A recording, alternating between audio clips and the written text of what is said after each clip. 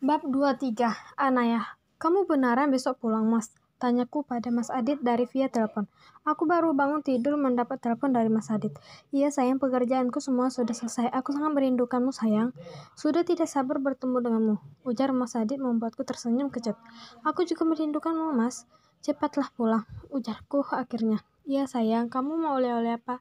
Kamu pulang saja, aku sudah cukup, Mas. Jawabku. Baiklah sayang. Suamimu yang tampan ini akan segera pulang. Baik sayang, aku mencintaimu. Aku juga. Jawabku meletakkan ponsel di atas nakas, lalu kembali lagi tiduran di kasur. Dulu mungkin aku akan merasa melayang di angkasa ketika Mas Adit mengatakan aku mencintaimu.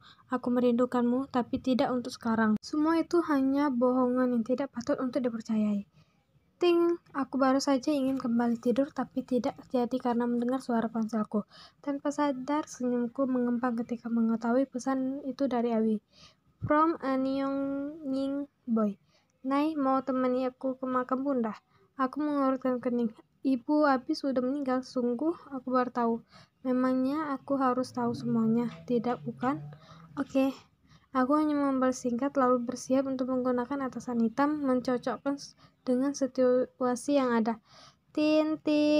Aku langsung mengambil tasku dan juga ponsel lalu keluar. Aku tersenyum pada Abi.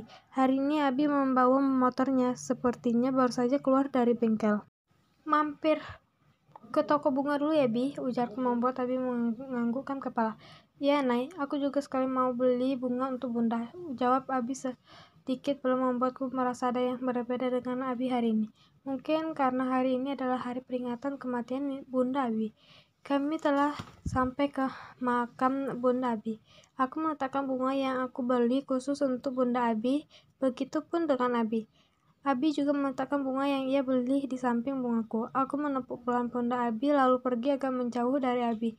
Aku sengaja pergi sedikit menjauh. Mungkin ada unek-unek atau perasaan yang ingin Abi ungkapkan pada bundanya, dan itu privasi. Aku paham. Aku melihat Abi yang sedang memegang batu tulisan bundanya. Aku sangat yakin pasti sekarang Abi sedang menangis dan bercerita pada bundanya. Aku menarik nafas dalam-dalam lalu mengamati sekitarnya. Seandainya saja ayah dan ibuku sudah ditemukan, pasti aku bisa seperti Abi sekarang. Menangis dan bercerita banyak hal. Setiap tahun, pasti aku kunjungi dan membersihkan makam mereka. Tapi sekali lagi kedua orang tuaku belum ditemukan hingga saat ini. Sudah selesai? Tanyaku kepada Abi, membuat Abi menganggukkan kepalanya. Lucu, membuatku tersenyum. Setelah Abi mengendari matanya dengan berkeliling kota, akhirnya Abi menghentikan motornya di taman.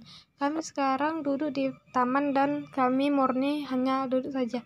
Bunda meninggal ketika aku lahir, Nay, ujar Abi membuatku langsung menoleh pada Abi. Seandainya Bunda mendengarkan kata dokter untuk tidak melahirkan aku, pasti Bunda sekarang baik-baik saja, ujar Abi membuatku menggelengkan kepala.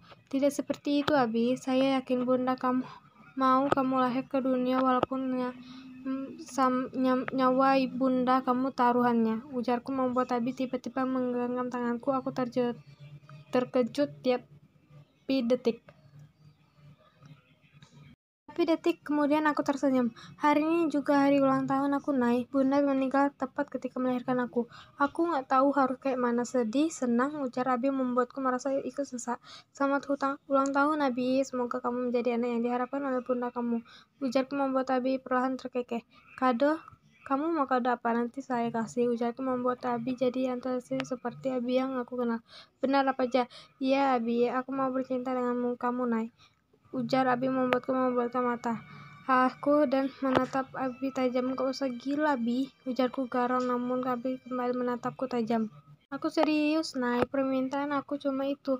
Kayaknya kita harus pulang, Bi. Kamu harus minum obat, ujarku berdiri lalu menjalankan lalu meninggalkan Abi yang masih duduk. Nay, tunggu.